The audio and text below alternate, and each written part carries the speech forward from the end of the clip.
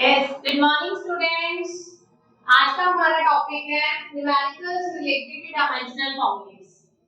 कल हमने करा था डायमेंशनल फॉर्मूलेस। तो कल की क्लास आपको कैसी लगी हमारी? अगर आपको कोई क्वेरी हो तो हमारे कमेंट बॉक्स में आप हमें पूछ सकते हैं।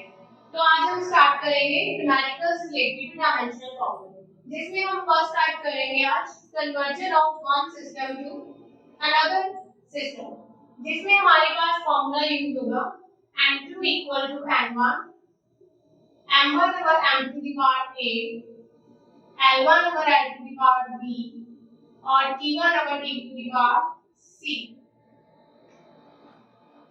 अब मैं आपको न्यूमेरिकल दिखाऊंगी इससे related conversion of one system to another, like convert 10 joule into earth। We have two type of system, MKS and CGS. Do you know what is MKS or CGS? I will tell you. MKS is M is meter, K is kilogram, S is second. Now C is centimeter, G is gram, and S is second. We have two type of system, MKS and CGS. Now हमारे पास जो 10 joule दिया हुआ है वो MKS system है और जो हमें आग में कन्वर्ट करना है वो हमारे पास CGS सिस्टम है। हमने सिस्टम में चेंज करना है MKS टू CGS, तो हमारे पास फॉर्मूला ये यूज होगा n2 equal to l1, m2 of m1 over m to the power a, l1 over l to the power b और t1 over t to the power c, जिसमें हमारे पास m1, l1 और t1 वो क्या होगा MKS system और जो हमारे पास m2, l2 और t2 है वो क्या है CGS सिस्टम। सबसे पहले हमने निकालनी है इसकी पार्ट ए बी सी, वो कहां से आएगी? हमारे पास दिया है 10 जॉल। जॉल किसकी यूनिट है आपको पता है? मैं बताऊं। Joule is the unit of work. We know that joule is the unit of work. तो सबसे पहले हमारे पास वर्क का डायमेंशनल फॉर्मूला होना चाहिए। आपको पता है वर्क का डायमेंशनल फॉर्मूला क्या होता है? कल मैंने आपको करवाया था क्लास में, डायमेंशनल फॉर्मूले करवाए थे, उसमें हमने करा था m1 l2 t-2।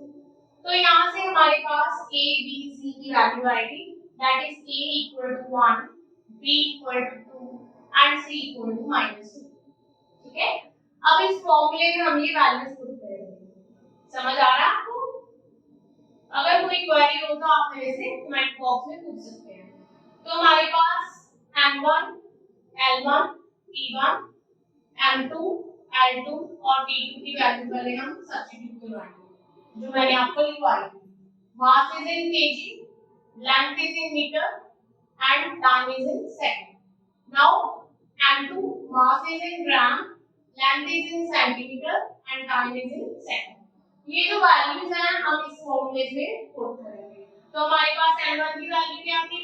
हमने करा 10 जॉल, तो हमारे पास m1 की वैल्यू क्या होगी? 10। अब हम फॉर्मूले में ये वैल्यूज पुट करेंगे। m2 इक्वल टू m1 की वैल्यू हमारे पास क्या है? 10। m1 और m2 हमारे पास यहाँ पे है, तो हम पुट करेंगे 1 kg और 1 ग्राम की पावर 1। a की वैल्यू कितनी है? 1। L1 और L2 क्या हो जाएगा? 1 मीटर अपॉन 1 सेंटीमीटर की पावर 2। नाउ हमारे पास टाइम की वैल्यू पुट करेंगे। We have time t1 is also 1 second and t2 is also 1 second.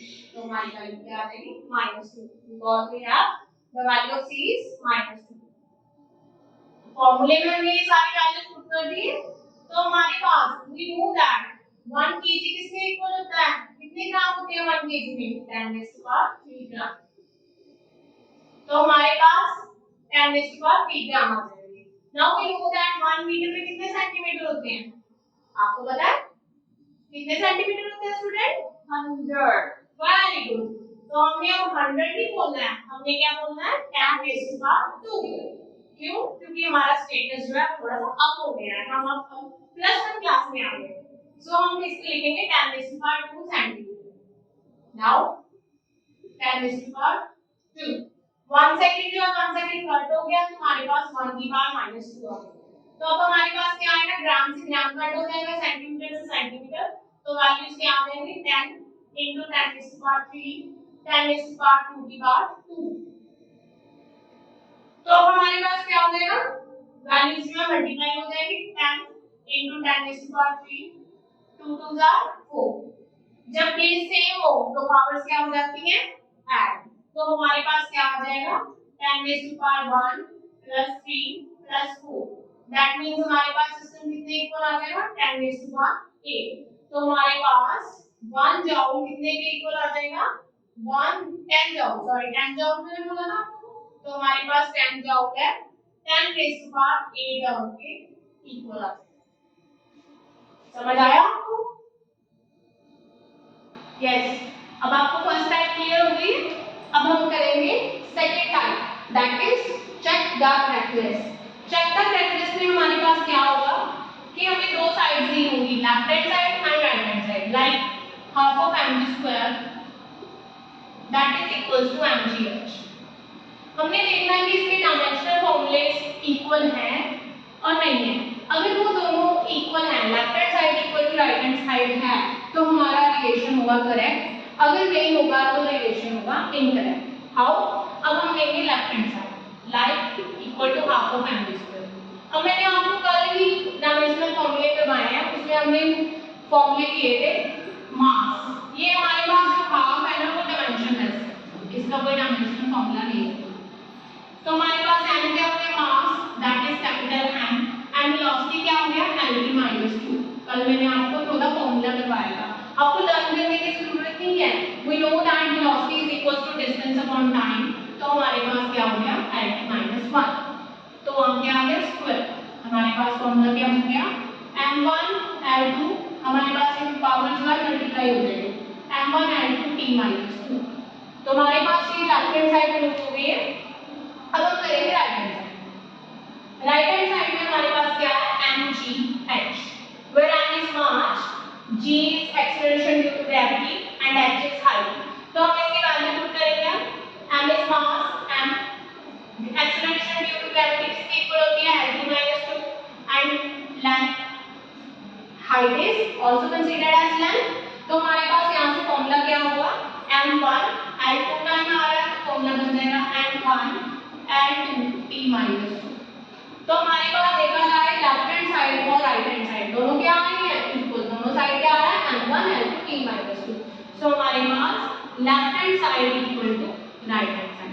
अगर हमारे पास ये दोनों साइड इक्वल आ जाती हैं तो हमारा आपने क्या लिखना है, the given relation is correct. Given relation is correct. अगर आपको समझ आ गया हो तो मेरे कमेंट बॉक्स में आप कमेंट कर देना। अगर आपको कोई क्वेरी हो तो आप मेरे से पूछ सकते हो। अब इसकी जो थर्ड टाइप है वो हम कल डिस्कस करेंगे। अगर कोई आपको इस दो जो हमने करी है, फर्स्ट मैंने करवाई है कन्वर्जन और सेकंड करवाई है मैंने चेक द करेक्टनेस, अगर आपको इसमें कोई प्रॉब्लम आती है तो आप मेरे से पूछ सकते हैं। और इसकी जो थर्ड टाइप है वो हम कल डिस्कस करेंगे। कल के लेक्चर में हम पढ़ेंगे ये third type. Okay students, bye bye.